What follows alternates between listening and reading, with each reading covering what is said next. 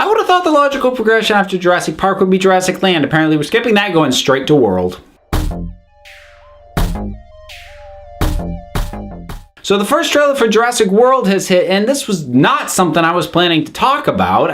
My interest in the movie is kind of a morbid curiosity, if I'm being honest. But the thing is, the reactions that I've seen to this trailer, which tend to lean rather heavily towards nostalgic excitement, they all seem to be missing a couple of things that really immediately took me out of interest for this thing. Now, I'm about to do something that geeks get picked on a lot for doing, and I will pick on geeks for doing, which is to grab onto one or two minor details and just pick the heck out of them. Before I do that though, maybe I should get a little bit of context. I come from a generation of people who worship the Jurassic Park movies. There were so many people my age, it was their first really life-changing movie experience, going to the theater and seeing dinosaurs. I love the original Jurassic Park. I think it is a fantastic movie. It's not as seminal in my life as I think it was for a lot of people my age, but it's a wonderful movie and I'm happy to own it. Now, some people have been sort of, oh, are they gonna tarnish Jurassic Park? The tarnishing's already happened with the last two sequels. Lost World was my first real experience in sequelitis, which is do the same movie again bigger, which almost never results in anything any good. The third Jurassic Park, I actually think is a better movie than most people credit for, but again, it's a general downward trajectory. So the fact that there's all this excitement for this seems to be rooted very much in the original Jurassic Park, which is fine, I guess, but except if all these people knew the original Jurassic Park as much as their fandom would indicate, they should be noticing what I'm noticing about this. Before I get there, I will say, seeing the operational park is pretty cool. I'm sure the film's gonna look great. I'm a little bit worried about Chris Pratt, not because of him, he'll do as well as he can, but the lines that he's given in this trailer, they're a bit clunky. I also don't like the fact that it looks like they're gonna crowbar another kid into this. Granted, it makes a little bit more organic sense that there's gonna be a kid this time, because if the park's open, there's gonna be kids all over the place, but we had crowbarred kids in the last two sequels. Can we just do this without a kid this time? But those are minor concerns. Those are things I could have kind of gotten over. Here comes the nitpicky thing. So the main crux of the trailer is this notion that they have created a whole new dinosaur, a hybrid that, you know, they've got the genetic materials, they're gonna mix them in a new amalgamation and create something totally different. I like this on paper, but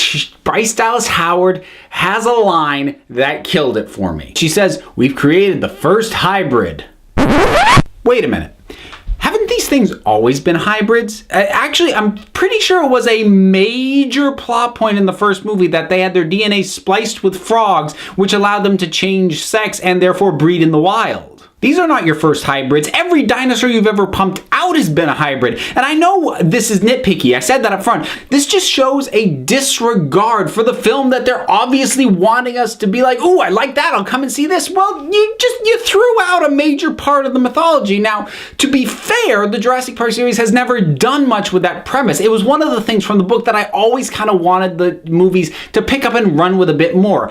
In the book, it's actually kind of important, the fact that these things are basically not really dinosaurs. They're just mutations that are made to look as close as possible to dinosaurs. They're not even designed to live that long. That's why you may remember in the first movie, there's this little side thing about the Triceratops is sick, but they're not sure why, and it gets dropped later on. Well, that's from the book. The reason they're sick is just because they're not built to last. They're built to look nice for the tourists and then die, because they're not the real thing. However, the movies have always kind of gone with the notion of, yep, these are dinosaurs, that's them, look at them walking around, how awesome, and it is awesome. Dinosaurs walking around is awesome, but it's never done anything with the notion that these are artificial creations. If they're creating a custom dinosaur, they're doing more with the idea, but just that line, to me, it's just a big red flag. There's the possibility that maybe this is an insert line just being used for the trailer and it's not in the film itself.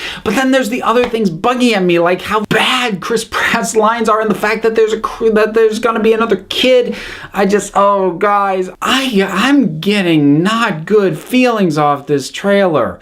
So that's me, here to spoil all your fun and dampen your excitement. And until next time, this council is adjourned.